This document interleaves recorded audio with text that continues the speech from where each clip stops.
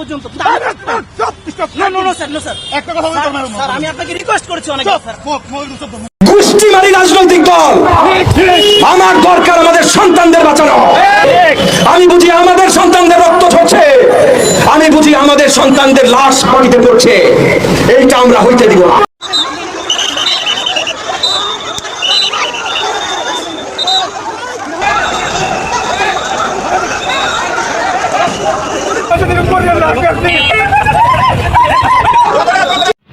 গুম, হত্যা, খুন কিংবা জ্বালাও পোড়াও ধ্বংস করো, এর কোনোটাই একটা দেশের জন্য সুফল বয়ে আনতে পারে না। বর্তমান পরিস্থিতি সম্পর্কে আমরা সকলেই জানি। বর্তমানে কোটা সংস্কার আন্দোলনে নামা ছাত্রদেরকে অন্যায়ভাবে, অযৌক্তিকভাবে যখন ইচ্ছা তখন দিনরাত তাদেরকে যখন ইচ্ছা বাড়ি থেকে, রাস্তা থেকে, যেখান থেকে ইচ্ছা সেখান থেকে তাদেরকে তুলে নিয়ে বন্দি করে রাখা হচ্ছে, যেটা সম্পূর্ণ অযৌক্তিক ও মানবতা বিরোধী কর্মকাণ্ড ছাড়া ভিন্ন কিছু নয়।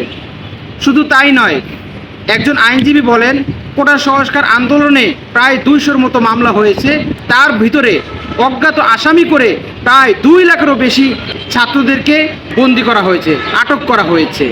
দেখা গেছে আদালত পায় কেউ এসেছেন তার ভাইয়ের জন্য, কেউ এসেছেন তার ছেলের জন্য, কেউ এসেছেন তার বাবার জন্য।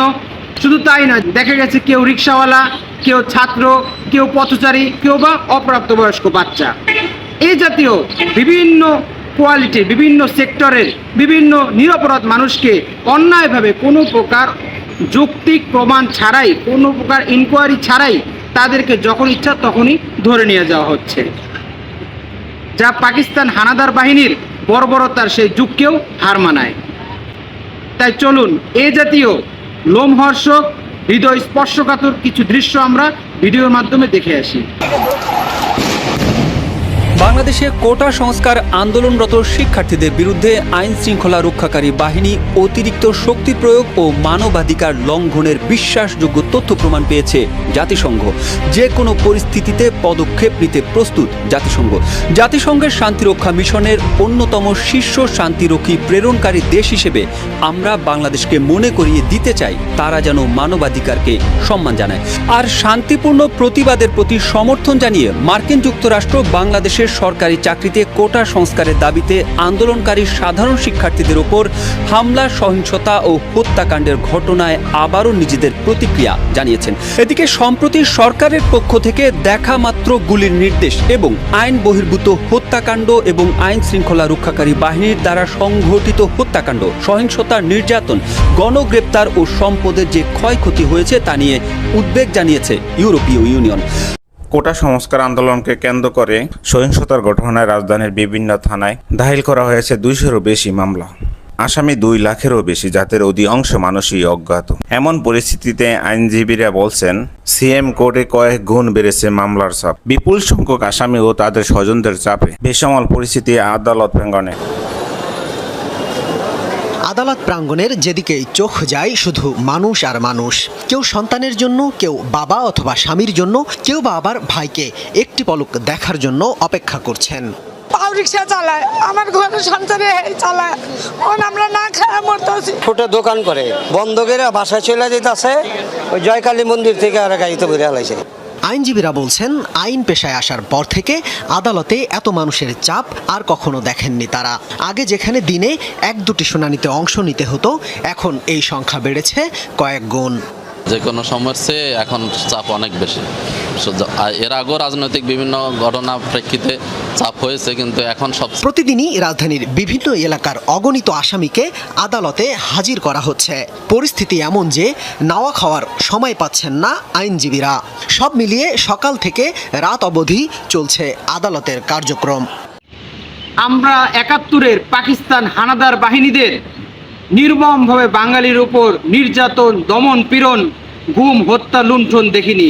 আমরা দেখেছি 2024 সালের কোটা সংস্কার আন্দোলনে প্রশাসনের ছাত্রদের উপর নির্মমভাবে দমন, পীড়ন, নির্যাতন, গুম, হত্যা, খুন, লুণ্ঠন। এই যেন সেই পাকিস্তানি হানাদার বাহিনীর বর্বরতাকেও হার মানায়, যেখানে অন্যায়ভাবে, নির্মমভাবে পাখির মতো গুলি করে মায়ের বুক খালি করে দেওয়া হচ্ছে, যেখানে প্রশাসনের কঠিন থাবা থেকে মুক্তি পাচ্ছে না, তাদের বুলেট থেকে ছোট শিশু, নাবালক, ছোট অপ্রাপ্তবয়স্ক বাচ্চা থেকে শুরু করে বাচ্চা, শিশু, নারী, কেউই তাদের আক্রোশ থেকে, কেউ তাদের আক্রমণ থেকে রক্ষা পাচ্ছে না।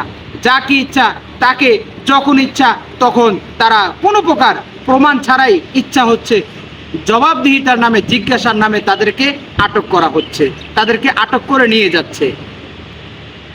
এর তীব্র নিন্দা জানিয়েছেন জাতিসংঘ সহ বিভিন্ন দেশের রাজনৈতিক দলগুলো।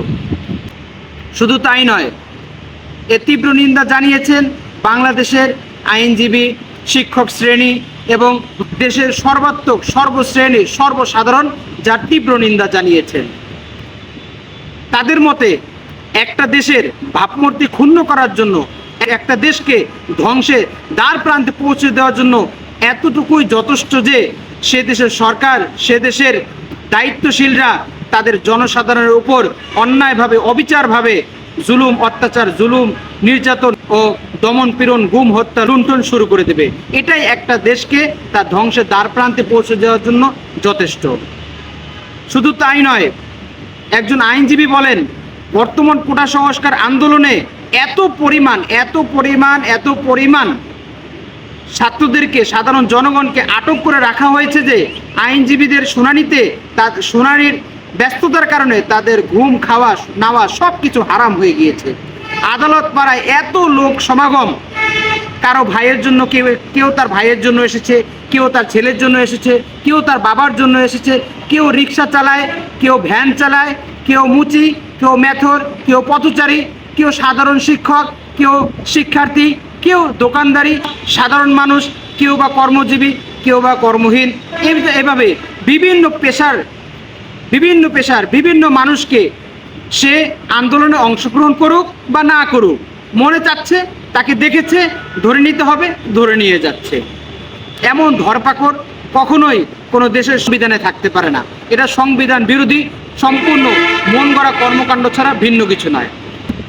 এর তীব্র নিন্দা জানিয়েছেন দেশের বড় বড় আইনজীবীগণ।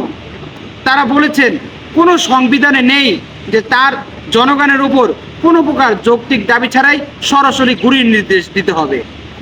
দেখা গেছে এই সাধারণ শিক্ষার্থীদেরকে, নিরস্ত্র শিক্ষার্থীদেরকে দমন করার জন্য আইন শৃঙ্খলা বাহিনীকে নামিয়েছেন, দেশপ্রেমিক সেনাবাহিনীদেরকে নামিয়েছেন, এমনকি ভারত থেকে ভাড়া করে আনা বিজিবিদেরকে পর্যন্ত নিজের দেশের নাগরিকদেরকে দমন করার জন্য তারা মাঠে নামিয়েছে।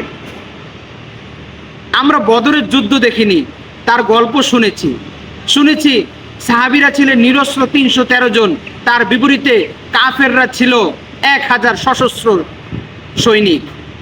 কিন্তু সেই মুষ্টিমেয় মুসলমানদের, নিরস্ত্র মুসলমানদের কাছে নির্মমভাবে ওই কাফেরদের সশস্ত্র বাহিনীকে পরাজয় বরণ করতে হয়েছে।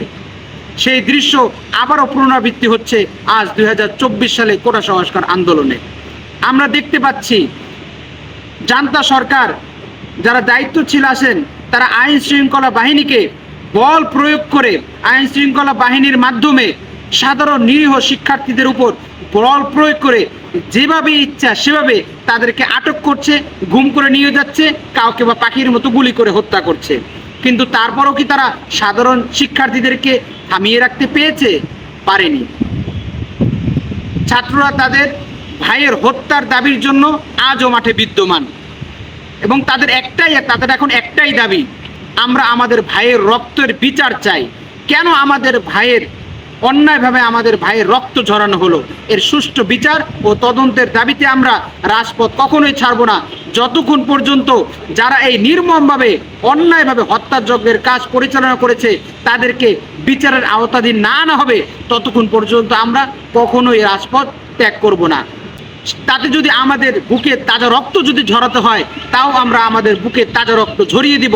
তারপরও আমরা আমাদের ভাইয়ের রক্তের সুষ্ঠু বিচার না পাওয়া পর্যন্ত আমরা কখনোই আমাদের দাবি থেকে পিছু হটব না।